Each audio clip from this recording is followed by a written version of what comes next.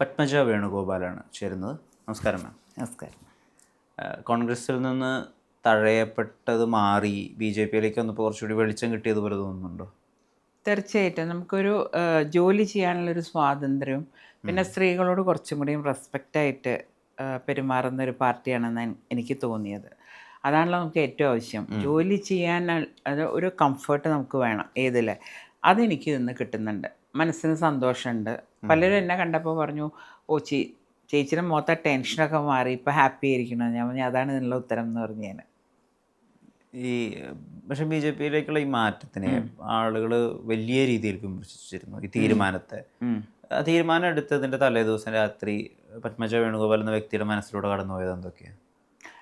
ഞാൻ സത്യം പറഞ്ഞാൽ ഭയങ്കര കൺഫ്യൂഷൻ ഉണ്ടായിരുന്നു എനിക്ക്. കാരണം ഞാനിത് കുറേ നാളുകളായിട്ട് പാർട്ടിയെ വേണ്ട, കോൺഗ്രസും വേണ്ട, രാഷ്ട്രീയം വേണ്ട എന്നുള്ളൊരു തീരുമാനത്തിലേക്ക് ഞാൻ എത്തിയിരുന്നു. കാരണം ഈ തൃശ്ശൂരത്തെ എൻ്റെ തോൽവി എന്നത്, കാരണം ഞാൻ അത്രയും കഷ്ടപ്പെട്ടു. 900 വോട്ടിന് അത് ചെയ്തത് കോൺഗ്രസ്സുകാരാണെന്ന് അറിഞ്ഞപ്പോൾ അത് ഞാൻ വല്ലാതെ തകർന്നു പോയി.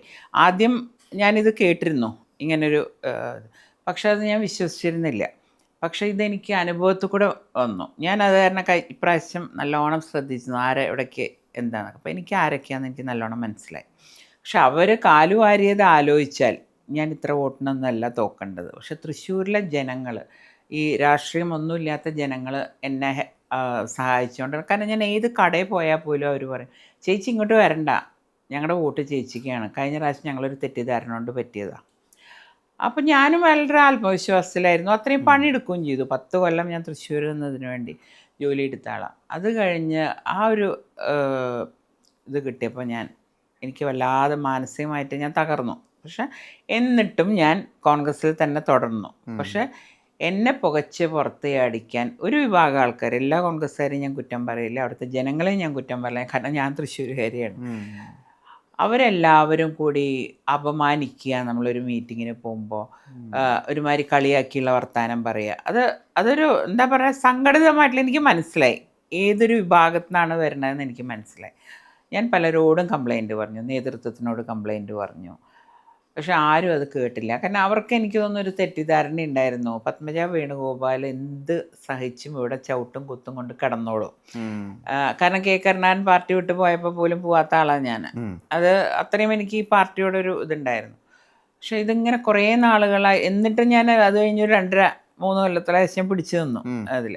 പക്ഷെ തീരെ മുന്നോട്ട് പോകാൻ പറ്റാണ്ടായി. അല്ലാണ്ട് എനിക്കൊരു സ്ഥാനം കിട്ടാനോ, കാരണം സ്ഥാനങ്ങളൊക്കെ തരും ഇവർ, സ്ഥാനങ്ങൾ തരും എന്നല്ലാണ്ട് അത് എനിക്ക് ഉപയോഗിക്കാനുള്ള ഒരു സാഹചര്യം ഇവരുണ്ടാക്കി തരില്ല. എന്തെങ്കിലും പറഞ്ഞാൽ അതേമാതിരി എന്തെങ്കിലും എനിക്ക് അർഹതപ്പെട്ടത് വന്നാൽ പറയും, അത് കെ മുരളീധരന് കൊടുത്തു, ആങ്ങളയ്ക്കും പെങ്ങളക്കും കൊടുക്കണ്ട, നല്ല ആൾക്കാരാണ് പറയണത്. ഈ പറഞ്ഞ മാതിരി ഇവിടെ എല്ലാ കുടുംബം മൊത്തം രാഷ്ട്രീയത്തിലുള്ള ആൾക്കാരാണ് ഇത് പറയണത്. അപ്പോൾ അങ്ങനെയായപ്പോൾ എനിക്ക് തോന്നി മനഃപൂർവ്വം നമ്മൾ ഒഴിവാക്കാൻ വേണ്ടി ചെയ്യണതാണ് എന്നുള്ള കാര്യങ്ങൾ. അതിൽ 1-2 പേര് എന്നെ സഹായിക്കാനുണ്ടായിരുന്നു എന്നുള്ളതും സത്യമാണ്. ഞാൻ പേരൊന്നും പറയുന്നില്ല. പക്ഷെ അവർക്ക് മുകളിൽ നിന്നുള്ള അനുവാദമില്ല അത് ചെയ്യും. കേരളത്തിലെ തന്നെ ആൾക്കാർ. അപ്പോൾ അവർ ഓരോ ഇതിനും എന്നെ ഇട്ടിട്ട്, ഞാൻ പറഞ്ഞില്ലേ ഒരു ദിവസം KPC വൈസ് പ്രസിഡൻ്റായിരുന്ന എന്നെ പിടിച്ചിട്ട് നേരെ KPC എക്സിക്യൂട്ടീവിലേക്ക് ഇട്ടു. എന്ത് ഞാൻ തെറ്റ് ചെയ്തിട്ടാണെന്ന് എനിക്ക് മനസ്സിലായില്ല. പറഞ്ഞ വാക്കുകളും ഞാൻ അറിഞ്ഞു, അതായത് അവരവിടെ ഇരിക്കട്ടെ എന്ന് പറഞ്ഞു. അങ്ങനെ ഓരോന്നിനും, ഇപ്പം നമ്മൾ എൻ്റെ ഒരു മണ്ഡലത്തിലെ പ്രസിഡന്റിനെ വെക്കാൻ പറഞ്ഞ ഒരു നേതാവ് പറഞ്ഞത്, ഈ സ്ത്രീക്ക് എല്ലാം വേണം, എല്ലാ സ്ത്രീക്ക് തന്നെ വേണം.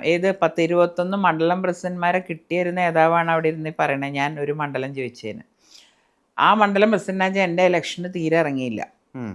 ഞാൻ നോക്കുമ്പോൾ അങ്ങനെ നമ്മൾ വരില്ല, ഈ സിനിമയിലെ കാണുന്ന കൈയൊക്കെ കെട്ടി ഞാൻ ഇതിൽ പോകുമ്പോൾ എന്നെ അങ്ങനെ നോക്കിയിട്ട് ഒരുമാതിരി പുച്ഛഭാവത്തിൽ നിന്നൊക്കെ എൻ്റെ മനസ്സിലുണ്ട്.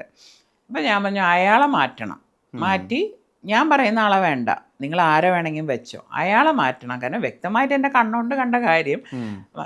അപ്പോൾ സമ്മതിക്കില്ല. അപ്പോൾ വാശി നേതാക്കന്മാർക്ക്, അവരുടെ ഈഗോ ഹേർട്ട് ചെയ്യാണ്, അവർ പറഞ്ഞ ആളെ നമ്മൾ തട്ടണമെന്നല്ല. അങ്ങനെ ഞാൻ ചെറിയൊരു സംഭവം പറഞ്ഞ കേട്ടോ, ഇങ്ങനെ ഓരോ കാര്യങ്ങളിലും എന്നെ ഇട്ടിട്ട് അവർ വല്ലാണ്ട് ബുദ്ധിമുട്ടിച്ചു. അപ്പം ഞാൻ വിചാരിച്ചു, ഇനി ഞാനൊരു 2.5 കൊല്ലം ഇവിടുത്തെ തീരുമാനം ഇപ്പം ഞാൻ നടപ്പിലാക്കാമെന്ന്. ഞാൻ പാർട്ടിയിൽ നിന്ന് പോവാന്നുള്ള തീരുമാനം എടുത്തിരുന്നു. പിന്നെ ഞാൻ വിചാരിച്ചു, എന്തിനാ ഞാൻ അങ്ങനെ പോണേ, എനിക്ക് അത്യാവശ്യം അങ്ങനത്തെ കഴിവുകളൊക്കെ ഉള്ള ആളാണ്. ആ പാർട്ടിയിൽ എൻ്റെ സഹോദരൻ ഉള്ളതുകൊണ്ട് എനിക്ക് എൻ്റെ കഴിവുകളൊന്നും പുറത്തേക്ക് എടുക്കാൻ പറ്റിയിട്ടില്ല. അവിടെ എവിടെയെങ്കിലും വെച്ച് വഴിക്ക് വെച്ച് ഞാൻ എൻ്റെ കുറച്ച് മനസ്സിലൊരു സഹോദര സ്നേഹം ഉണ്ടായിരുന്നു എനിക്ക്. അതുകൊണ്ട് ഓരോ ഭാഗം ഞാനൊരു ചവിടുപ്പിന്നിലേക്ക് വയ്ക്കും. ഇതാ ഞാൻ പറഞ്ഞു, വേറെ പാർട്ടി പോയി ഈ പ്രശ്നമൊന്നും ഇല്ലല്ലോ, രണ്ടുപേരും രണ്ട് പാർട്ടിയിൽ, എനിക്ക് എൻ്റെ സ്വാതന്ത്ര്യം അനുസരിച്ച് ജോലി എടുക്കാം. പിന്നെ ഈ പറഞ്ഞ മാതിരി എന്താ പറയുക, എനിക്ക് പണ്ടെങ്ങനെ മോദിയുടെ ഇതൊക്കെ കാണുമ്പോൾ എനിക്ക് ഭയങ്കര ഇഷ്ടം. അപ്പോൾ ഏതിൽ പോകണം എന്ത് പോകണം എന്നൊരു ഒറ്റ ദിവസം കൊണ്ടാണ് തീരുമാനം എടുത്തത്. ഒരു രാത്രി കൊണ്ട്. എൻ്റെ ഭർത്താവിന് പോലും സത്യം പറഞ്ഞാൽ, ഭർത്താവിനോട് ആ സമയത്ത് ഞാൻ പറഞ്ഞു എന്നല്ലാണ്ട് എൻ്റെ തീരുമാനത്തിൽ ആരുമല്ല, ഞാൻ തന്നെയാണ് തീരുമാനം എടുത്തത്.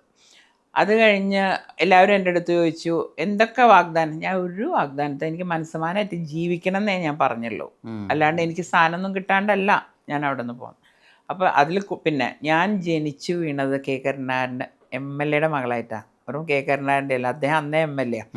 പിന്നെ 4-5 വയസ്സായപ്പോൾ ആഭ്യന്തരമന്ത്രി, 4 പ്രാവശ്യം മുഖ്യമന്ത്രി, കേന്ദ്രമന്ത്രി, MP, ഇതൊക്കെ കണ്ട ആളാണ് ഞാൻ. അപ്പോൾ ഈ അധികാരങ്ങൾക്കൊക്കെ ഇത്രയേ ഉള്ളൂ എന്ന് എനിക്കറിയാം. കാരണം ഒരു മുകളിലേക്ക് പോയാൽ അതേ സ്പീഡിൽ താഴെ വരുന്ന ഒരാളാണ് എൻ്റെ അച്ഛൻ. അതും ഞങ്ങൾ അനുഭവിക്കും. അതുകൊണ്ട് ഈ ഉയർന്നു പോകുന്നൊന്നും ഞങ്ങൾക്ക് സത്യം പറഞ്ഞാൽ പേടിയായിരുന്നു. ഭഗവാൻ ഇതിൻ്റെ പിന്നാലെ ഒരു താഴ്ച എന്തായാലും വരും. ആ വീഴൽ ഭയങ്കര വീഴലായിരിക്കും. അങ്ങനെയാണ്. അപ്പോൾ ഇതിനോടൊന്നും എനിക്ക് അത്ര വലിയ, പക്ഷേ എനിക്ക് ജോലി ചെയ്യാൻ ഇഷ്ടം. അങ്ങനത്തെ പണികൾ, ഈ ആൾക്കാരോട് സംസാരിക്കാൻ പോകല്, ഇതൊക്കെ അച്ഛനെ എന്നെ ഏൽപ്പിച്ചിരുന്ന പല കാര്യം. അപ്പോൾ എനിക്കിങ്ങനെ വെറുതെ ഇരിക്കാൻ വയ്യ. പിന്നെ ഇഷ്ടപ്പെട്ട പാർട്ടി എനിക്ക് തോന്നിയത് BJP ആണ്. കാരണം ഈ മാർക്സിസ്റ്റ് പാർട്ടിയോടെന്ന് പറഞ്ഞാൽ ചെറുപ്പം തൊട്ടേ നമ്മൾ കേട്ട് വളർന്ന ചില കാര്യങ്ങളുണ്ട്. അപ്പം അന്ന് തൊട്ടേ അതുകൊണ്ട് ചെറിയ അനുഭവങ്ങൾ ഞാൻ പറയുകയാണെങ്കിൽ, അന്ന് തൃശ്ശൂർ മുണ്ടശ്ശേരി മാഷ ജയിക്കുക. മുണ്ടശ്ശേരി മാഷ ജയിക്കുമ്പോൾ അച്ഛനന്ന് മാളയിലായിരിക്കും. ഞാനും ചേട്ടനും അമ്മയും മാത്രമേ വീട്ടിലുണ്ടാവുള്ളൂ. മാർക്സിസ്റ്റുകാർ എന്ത് ചെയ്യുന്ന വെച്ചാൽ റോട്ടിൽ വന്നിട്ട് പടകം പൊട്ടിച്ച് ഞങ്ങളുടെ വീട്ടിലേക്ക് എറിഞ്ഞ്, അപ്പം ഞാനൊക്കെ ഡൈനിങ് റൂം അടിയിൽ പോയിരിക്കും പേടിച്ചിട്ട്. കാരണം ഗ്ലാസ്സൊക്കെ പൊട്ടും. പറയുമ്പോൾ തലേ ദിവസം വരെ ഞങ്ങളുടെ വീട്ടിൽ ജോലിക്ക് വന്ന ആൾക്കാരാണ് ഈ എറിയണമൊക്കെ. അത് എനിക്കറിയാം, ലഹരിയുടെ പുറത്ത് ചെയ്യണം. പിറ്റേ ദിവസം വന്ന് കരയും ചെയ്യും നമ്മുടെ അവിടെ വന്നിട്ട്. അപ്പോൾ ഈ പാർട്ടി ഇങ്ങനെയാണ് എന്നൊരു തോന്നൽ കുട്ടിക്കാലത്തുള്ളിൽ വന്നതാണ്. അപ്പം അങ്ങനെ അതിലേക്ക് എന്തായാലും ഞാനില്ല. ആക്രമണോത്സവം ഉണ്ടെന്ന് അന്നേ എനിക്ക്, കാരണം ഞങ്ങൾ അനുഭവിച്ചിട്ടുള്ളതാണ്. ആരും പറഞ്ഞ കാര്യമൊന്നുമല്ല, ഞാൻ ആരും പറഞ്ഞ കാര്യം ഒന്നും വിശ്വസിക്കുന്ന ആളല്ല, പക്ഷെ എൻ്റെ കണ്ണുകൊണ്ട് കണ്ട കാര്യം. അപ്പോൾ അത് എൻ്റെ മനസ്സിലേ പോയില്ല. അതുകൊണ്ട് പക്ഷെ പിന്നെ BJP എന്ന് പറഞ്ഞപ്പോൾ ഞാൻ അവരടുത്തറിഞ്ഞപ്പോൾ അതിൽ അവർക്ക് പൊതുവേ അങ്ങനെ ഒരു വർഗീയതയോ, അങ്ങനെയാണെന്ന് വെച്ചാൽ വർഗീയത ഏറ്റവും കളിക്കുന്ന ഇപ്പോൾ കോൺഗ്രസ്സാണ്. അവരിപ്പോൾ ഒരു വിഭാഗം ആൾക്കാരെ മാത്രം പിടിച്ച് കൊണ്ടുപോകണ രാഷ്ട്രീയം. ഇപ്പം നമ്മൾ കേരളം കഴിഞ്ഞു കഴിഞ്ഞാൽ ഈ വർഗീയത ഇത് കാണാനില്ല. കാരണം എന്താണെന്ന് വെച്ചാൽ കോൺഗ്രസ്സിന് ജീവിക്കണമെങ്കിൽ അവർ വേണം.